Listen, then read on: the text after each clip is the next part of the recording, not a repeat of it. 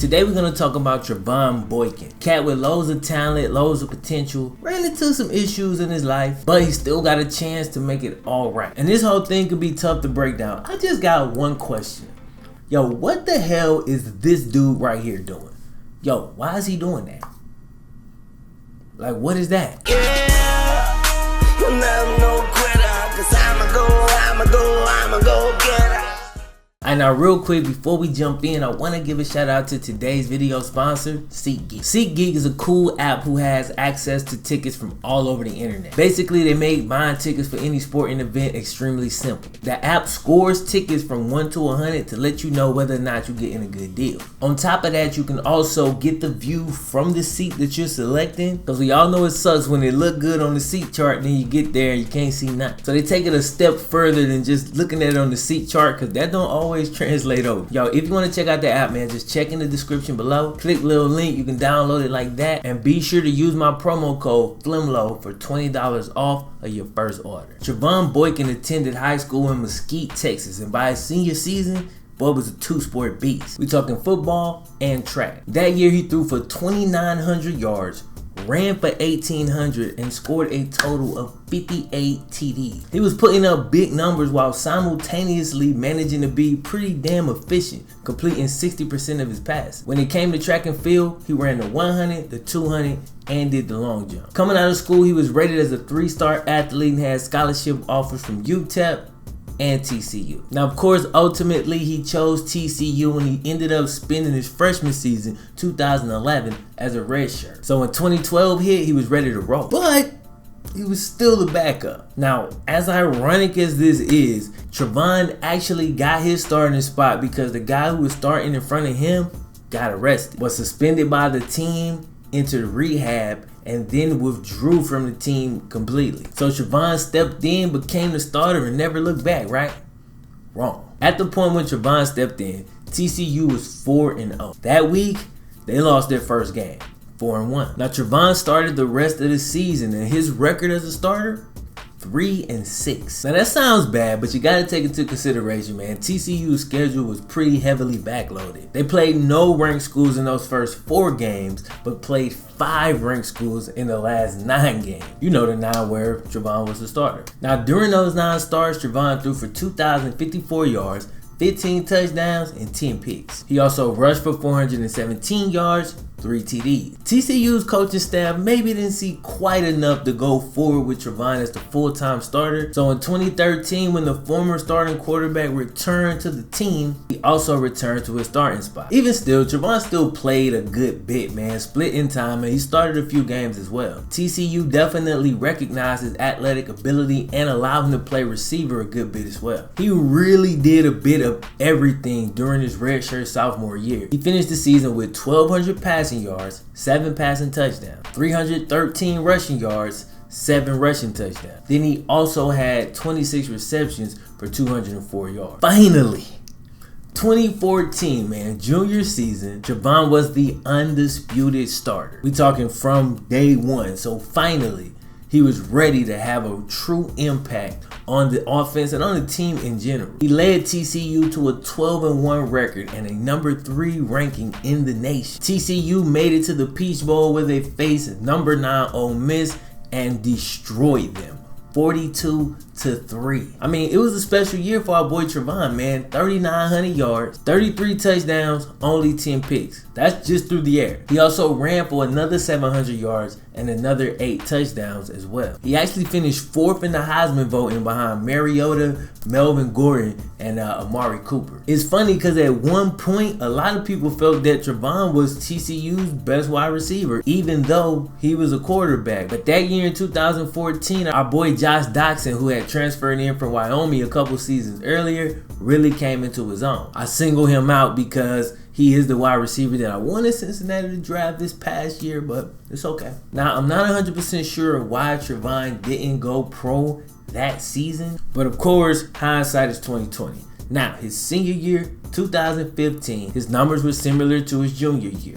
Cool. November 17th, 2015, TCU faces Baylor. Number 7 ranked Baylor. Double overtime game. In the first OT, Trevone runs for a touchdown, tying the game at 21. In the second OT, with an opportunity to just end the game, he finds an open receiver, bang, 8-yard strike, touchdown, game over. TCU goes 11-2 and makes it to the Alamo Bowl. So why do we have to go through those plays in overtime here in this video just for me to say they went to the Alamo Bowl? Simple.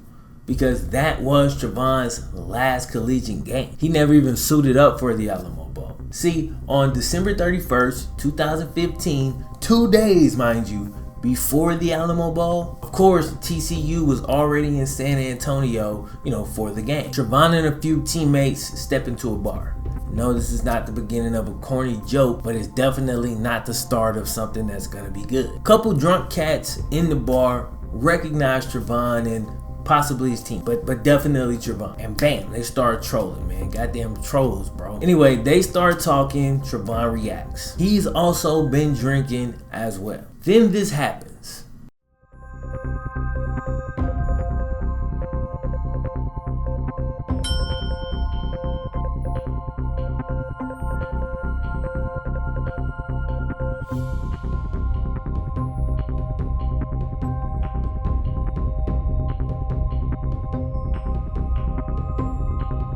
Now this is tricky. A lot of people gonna look at this tape and see different things. People gonna see what they want to see. You know what I'm saying? There's people that's gonna be way on this side, people that's gonna be way on this side. And this whole thing could be tough to break down. I just got one question. Yo, what the hell is this dude right here doing? Yo, why is he doing that? Like, what is that? Now, mind you, Trevone's back is clearly turned. You sneak up behind him like a coward, try to put him in a chokehold, try to choke him out. Now, when he turns around here in a rage, it's because somebody just tried to choke him out. He thinks it's this dude, so he takes a couple swings. Clearly, I feel a way about this, but let me say this. I understand, and if you're watching this, you should understand as well. Also, you should understand that I understand. Yeah, we're going in circles. Okay. This whole situation was definitely avoidable. I would say, yo, you shouldn't have been at the bar in the first place. Then you shouldn't have let these dudes get under your skin. Then you probably shouldn't have threw that punch. But if I found myself in this situation, I can't sit here in front of this camera and tell you that I would not have reacted in the exact same way. Now, some of y'all might not have reacted like that. Cool, good for you. For a lot of those people, they'll pretend this is out of some moral standard that they have, but it's really just out of fear. They're just scared as hell in that situation and they want to get out of there. But they'll dignify their lack of action by their moral code. I don't buy it. The lesson is this, and I learned this a long time ago. Control your environment. Now, you can't do this 100% of the time. It's impossible. But when you're about to play in your last college game, man, the NFL draft is a few months away, bro. Gotta control your environment, man. If you want to have a couple drinks, you gotta do it in the room, bro. Unless you know somebody, you from Texas, maybe you know somebody in San Antonio, you want to go to the crib. Even that's dangerous, but it's better than being in a public place. I don't know, man, but you gotta attempt to control your environment. That's the takeaway for me. I know how I can react in a lot of situations, so I try to stay out of them situations. You know what I'm saying? Like, and when I'm there, I try to be mindful, but yo, things do happen, especially once alcohol is involved. I'm not gonna live my entire life never having a goddamn drink or a few drinks. You know what I'm saying? I'm an adult, but you just gotta be careful, man. They got it. You know what I'm saying? He got caught up in this situation and yeah, misses final game, gets placed on probation, community service, amongst other things. But this probation is gonna come back up in a second, all right? 2016, draft rolls around, Trey waiting like, yo, where I'm going? Undrafted, but gets picked up by the Seahawks. By the time they make it through the preseason, the Seahawks are so comfortable with this man as their backup quarterback that he is the only other quarterback on the roster other than Russell Wilson. It's just him and Russ, you know what I'm saying? So he served that 2015 season as the primary backup for Russell Wilson, played in about 5 games, sparingly backup stuff. Threw 445 yards, 1 touchdown, 1 pick. After the season though, March 2017, Trevone is arrested again. He was riding with a chick, right? I think it was a chick. Let me look at the name, because I'm almost positive this was a woman. Shabrika, yeah. I'm doing this, but he wasn't driving. He was in the passenger seat. They chilling, whatever. This chick get behind the wheel of the car, bags up, hit 8 pedestrians.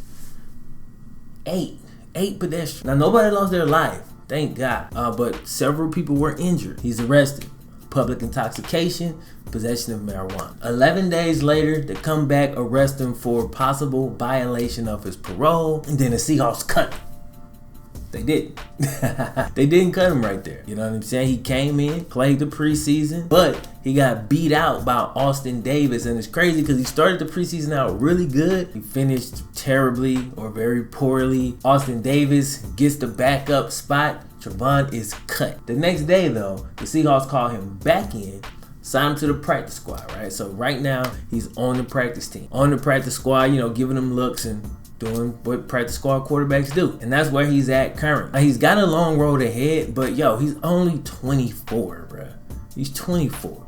He can do his thing, practice squad. He might get shipped to another team, blah, blah, blah. He can easily get back on the roster as a backup, get an opportunity, but he just got to be ready. If he can stay focused and stay ready, I'm almost positive he'll get another shot at some point to get on the football field in a real game and show cats what he can do. And I think he'll make a run. I don't know. It's a feeling. It's just a feeling I got. Anyway, we'll see if that ends up being correct or if it doesn't. Either way, man, that was the story of Trevone Boykin. I hope y'all enjoyed the video. If you did, don't forget, click the thumbs up button, subscribe if you're brand new. My name is FlemLo. I'm out at you next time, bruhs. Wow.